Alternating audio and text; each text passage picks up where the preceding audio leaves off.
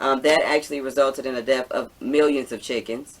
And also it coincided with Super Bowl Sunday, which we know what's on the menu, chicken wings, which is why y'all can't find what in the store right now. Hardly. Chicken wings. Okay, so they still are trying to recover from these chicken wings that you guys consumed at Super Bowl. And this is Lala News 3, and thanks for tuning in to another episode. And in this episode, I'll actually be discussing the meat shortage. So I've been checking out some chats online. Me and a couple of my friends have been posting as well, or rather communicating online about the meat shortage because somebody asked about it. So I figured I'd do that as a topic. And you guys know where to reach me at all social media platforms, Lala News 3. Reach me by email, LMFierceReview@gmail.com. And in regards to the meat shortage, though, it is very interesting. There's a lot more details to it than you guys think, as opposed to meat not showing up or meat just being short in certain areas. So, I know a lot of you have probably noticed the shortage or increased prices in chicken wings, milk, beef, and pork. So, yes. And there's multiple reasons. So, pork prices actually climbed from 3.8% from a month earlier, which is the highest in 25 years, by the way, while beef also gained an additional 4% increase, which is the largest increase since 2008 for it. So, at the beginning of the next year, California will actually be enforcing an animal welfare proposition approved overwhelmingly by voters back in 2018. That's going to require more space for breeding pigs, egg-laying chickens, and veal calves. Now, national veal and egg producers are optimistic that they can meet the new standards because there's new standards to make sure that things are running a certain way. But only 4% of the hog or pig operations now comply with the new rules, which means they would have to get industry ready before the beginning of next year, and we already are into the last quarter of 2021. So go figure about how that's going to work and if they can actually get retrofitted and upgraded in time to meet those demands, or if there's going to be any extensions provided by the state in order for them to get where they need to be in that time frame. So unless the courts intervene or the state temporarily allows non-compliant meat to be sold in the state, California will lose almost all of its pork supply, much of which comes from Iowa. Okay. Now, keep in mind, California is very funny about non-compliant meat. I do know for sure, for a fact, that at a time when I was in Virginia, there was lots of fish on the shelf, but Virginia have their own fish, and then also in Georgia. But California at the time was not allowing fishermen to even fish due to the radiation that was coming over from the Japan spill with the radiation situation. You know, that takes years to actually migrate over. It did end up migrating over, affected and mutated a lot of the fish and the wildlife that we actually consume.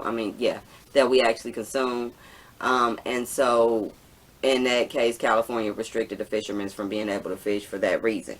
However, the fish that was being restricted, unless they had a lot of backstock or it was coming from somewhere else, that fish was being sold at a reduced price and apparently on sale. The same fish that I was getting told in California they couldn't eat or wasn't able to be fished for was the same fish that was on sale in multiple states because they had no clue that was going on. Because California don't play that shit when it comes to certain rules and regulations with foods, electronics, and making sure that certain things are labeled properly. That's why on certain electronics you'll see it says, according to California, this meets whatever standard, or they have to label it with certain hazards or dangers.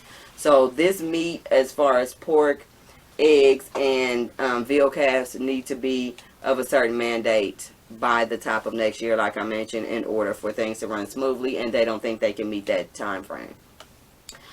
Droughts actually have sent animal feed prices soaring, labor shortages, and slaughterhouses have all pushed up prices for pork, beef, and chicken. And then the chicken shortage, this year's winter storm, you know, they had Storm Uri, the severe storm, it did come through and tear up Texas quite a bit, which they're still kind of, you know, getting back together from that, which they had, you know, the power issues, the issues, and everything else. That actually resulted in the death of millions of chickens. And also it coincided with Super Bowl Sunday, which we know what's on the menu: chicken wings, which is why y'all can't find what in the store right now. Hardly. Chicken wings. Okay, so they still are trying to recover from these chicken wings that you guys consumed at Super Bowl of an abundance, and also the supply and demand thing is basically not working out. Okay. Chickens have to be rebred. They have to be, I mean, millions. When you lose millions of chickens, that's, you know, millions of wings, thighs, breast, all of that, nuggets. Okay, so yeah, so they're still recovering from that, so good luck with that. We'll keep out with the chicken shortage and see what's happening there. With beef, earlier this year, JBS Meat Company actually suffered from a cyber attack, which is responsible for a large portion of the meat production and distribution in the United States for lots of places. Okay. And then keep in mind the shortage has been happening in multiple countries. You got fake rice and things of that nature. They've been fighting over rations. They have a lot of recalls. Pay attention to the recalls that are going on now. You have empty shelves, and you have truckers that don't have product to move. You know, that's, yes, there's delays on certain items, and then certain items you'll see an increase on due to demand. The labor shortage is also an issue in regards to this. That actually caused the meat processing plants, they say, requiring employees to be vaccinated, including Tyson's 120,000 employees, in order for them to actually work there. So a lot of employees were scared away, so now they have an issue with finding labor as far as to fill those jobs, because some people don't want to get vaccinated or don't want to be forced to be vaccinated. And I'm not going to do no topic on that right now. I ain't getting in it.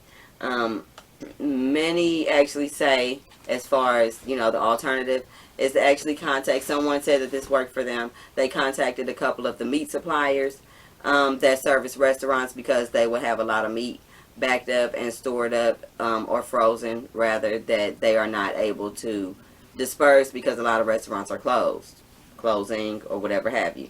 So most actually have an abundance of meats, and so there a lot of people are actually going to the people that service the restaurants in order to get meat now. So that might be an idea for some of you that are trying to find meat for your restaurants. Check there first. And as far as the labor shortage goes, my suggestion will be to hire some of the felons that nobody can, you know, that nobody wants to hire because of their background or whatever have you. But they might become willing to work for a job that nobody will hire them anywhere else for. So why don't you guys hire them? And then you'll probably have some workers. I'm sure somebody will take the change. I'm just saying. So, and there you have that on the meat shortage. Also, you know, you just have to wait to see how this is going to turn out. But as far as it's going, they're trying to stop at all possible from the meat shortage from happening any longer than it has to, but it's definitely happening. Pork prices rising, beef prices have risen, excuse me, and there's a shortage of chickens. Okay, so just in case you guys didn't know, now you know in regards to what's happening with the meat shortage. And let me know what you guys think. If you have other ideas or inputs that's going on here with the meat shortage that you may know, keep me posted. I'm always down for a good update. And this is Lala News 3, and thanks for tuning in, and I'm out.